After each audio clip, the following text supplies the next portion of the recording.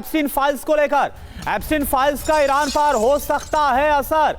Epstein files में बहुत बुरी तरह से घिरे हुए हैं राष्ट्रपति ट्रंप। एप्स्टीन को लेकर ट्रंप पर दबाव बढ़ने से ईरान पर हमले का फैसला ले सकते हैं ट्रंप। अमेरिकी लोगों को एप्स्टीन से ध्यान भटकाने के लिए ट्रंप कर सकते हैं ईरान से युद्ध। पहले भी एप्स्टीन फाइल से जुड़ी चर्चाओं के बीच ट्रंप ने कई बड़े फैसले लिए थे और हमें याद है जब इलॉन मस्क, मनीष, हमें याद है जब इलॉन मस्क और डोनाल्ड ट्रंप के बीच तकरार बहुत ज्यादा बढ़ गई थी और उस दौरान जब इलॉन मस्क ने एप्स्टीन फाइल का जिक्र किया था उसके बाद कैसे तिलमिला गए थे डोनाल्ड ट्रंप। बिल्कुल, देखिए कुछ घंटे पहले अमेरिका में एक बड़ा राजनीतिक बवाल मचा है और बवाल क्या है कि एप्स्टीन से जुड़ी लाखों पन्ने फिर से सार्वजनिक हुए हैं। अच्छा। और जिसमें ट्रंप के नाम बार बार हैं और जिसमें ट्रंप को लेकर बहुत ही गंभीर किस्म के आरोप हैं और जिसमें इस तरह के दावा किए गए हैं कि ट्रंप के ऊपर यौन उत्पीड़न से लेकर कई तरह के आरोप लगे हैं। और ऐसे में ट्रंप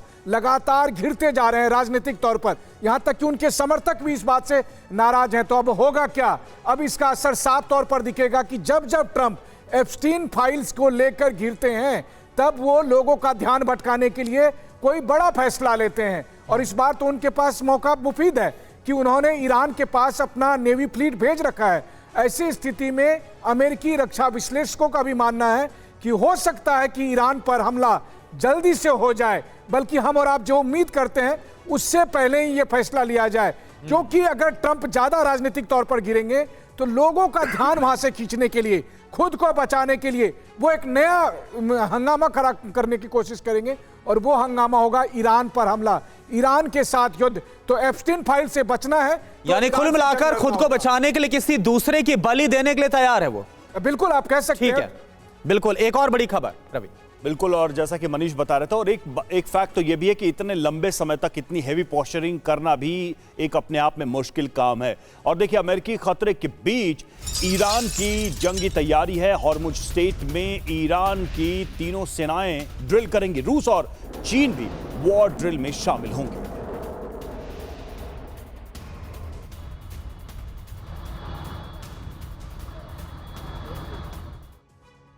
तो ये सबको पता है कि जो ईरान है वो वेनेजुएला नहीं है। आयतुल्लाह अली खामनेई का जो अगर हम देखें कद है या फिर जो उनकी ताकत है उसको किसी भी तरीके से समानांतर जो कुछ मादरों के साथ किया गया वैसा नहीं देखा जा सकता है।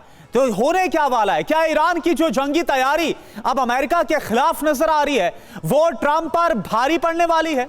आप देखिए, चीन और रूस के साथ ईरान की जो तैयारी है वो साफ तौर पर नजर आ रही है। खड़े नजर आ रहे हैं ईरान के साथ ये दोनों मुल्क। ज्वाइंट नेवी ड्रिल ईरान के साथ होगी। ड्रिल का नाम क्या रखा गया है? ऑपरेशन ज़ुल्फ़ागर।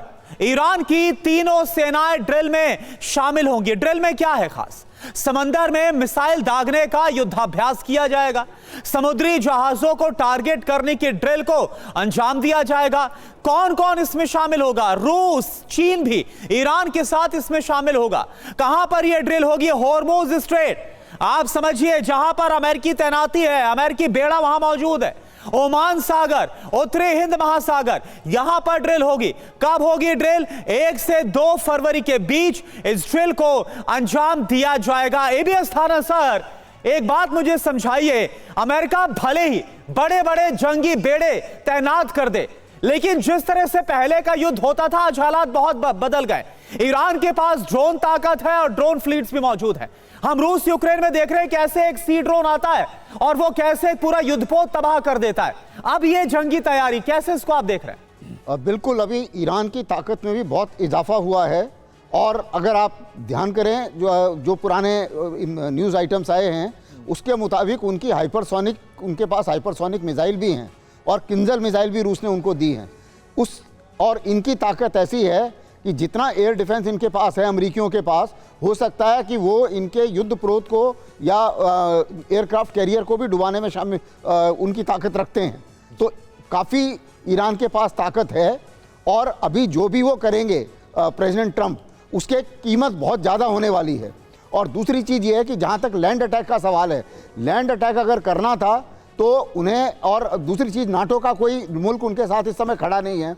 आसपास वालों ने बोला है हम एयर स्पेस नहीं देंगे।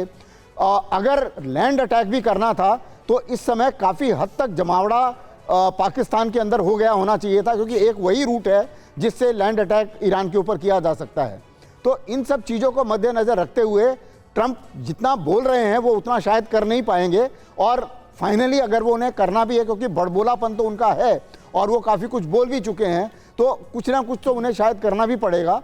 तो मुझे लगता है कि एक छुटपुट स्ट्राइक करके ही वो कुछ ना कुछ बहाना बनाएंगे कि नहीं ईरान मान गया है, अभी बोल रहा है कि नहीं। अब जैसे वो बोलते रहते हैं कि नहीं वो कोई उनको बोले बात के लिए या ना बोले। ईरान ने तो अभी तक, ईरान की ऑफिशियल पोजीशन ये है कि भाई हमारे कंधे पर, हमारे कनपट्टी पर बंदूक रख के हम बात नहीं करेंगे, ये उनका ऑफिशियल पोजीशन है। ट्रंप बोल रहे हैं कि नहीं, वो बोल रहे हैं कि हम बात करेंगे, लेकिन उन्होंने तो ऐसा कुछ नहीं कहा है। लेकिन जरा अगर ट्रंप कोई छिटपुट एक्शन करके निकलते हैं तो वो भी अमेरिका की जो सुपर पावर की इमेज है उसको बड़ा झटका लगेगा। और मागा का क्या होगा, जिसमें तो बड़े बड़े मंसूबे पाल के पहले से ही बैठे हुए